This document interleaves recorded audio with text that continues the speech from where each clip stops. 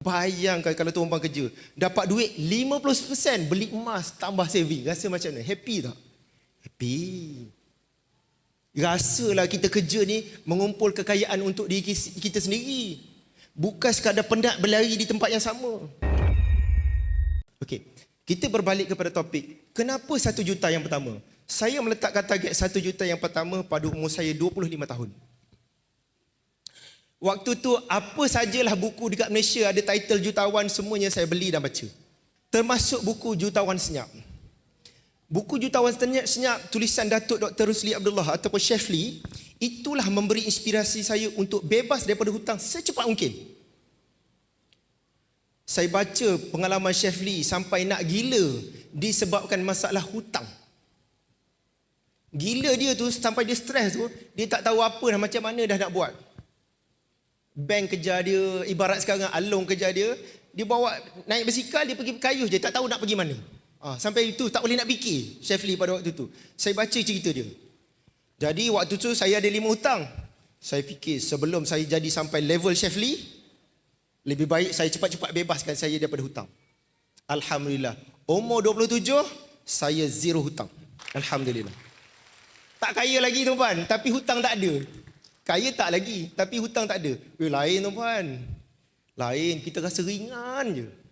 Gaji yang kita dapat tu banyak untuk saving. Dapat saving. Dulu dapat gaji, pagi happy. Bayar sana, bayar sini, lepas tu habis, petang dah habis dah. Kan, akaun tu jadi tempat transit. Kerja sebulan. Nak tunggu hari happy sehari je. Sehari tu je happy, esok dah tak happy dah. Sebab apa? Saving tak ada. Dapat duit semua bayar hutang. Dapat duit sampai bayar hutang. Bayangkan kalau tu orang kerja, dapat duit 50% beli emas tambah saving. Rasa macam mana? Happy tak? Happy.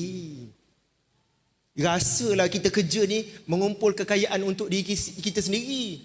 Bukan sekadar penat berlari di tempat yang sama. Kerja penat tuan-puan. Saya tahu kerja penat.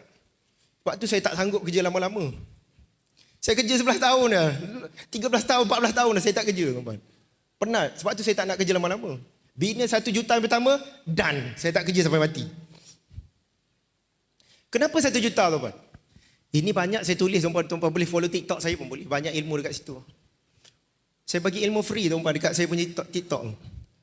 Ada orang kecam saya pun ada kat situ. Dia cakap saya jual duit buat jual Lelio lah apa, terpulang lah. Padahal kalau dia belajar betul-betul kat TikTok saya, dia boleh jadi jutawan. Saya tak buat duit semua tu dengan buat konten TikTok tu. Seminar saya minta admin saya tolong kat bagi siapa nak belajar. Ada orang kecam saya, tak pedulilah kecam. Kalau kecam dia, life dia tak akan berubah. Saya berkawan dengan ramai orang kaya tuan-puan. Berkawan dengan ramai jutawan. Saya tak pernah jumpa lagi orang kaya jutawan pergi kecam orang. Saya tak pernah jumpa lagi tuan-puan. Sebab kita pun kawan kat media sosial. Saya tak pernah lagi tengok posting yang merapu-rapu, komen merapu-rapu, pergi kecam orang, tak ada. Apa topik pun dia tak kecam orang. Orang kaya tuan-puan. Jadi saya tahu dah kalau dah kecam orang tu memang satu dah tak kaya. Lepas tu nak jadi kaya pun susah. Okay? Ingat Nabi sebut apa? Man kana yu'minu billahi wal yawmil akhir fayaqul khairan aw liyasmut. Siapa beriman kepada Allah dan hari akhirat, bercakaplah baik ataupun diam.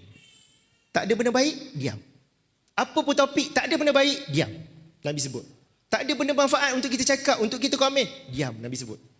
Siapa yang beriman kepada Allah dan hari akhirat.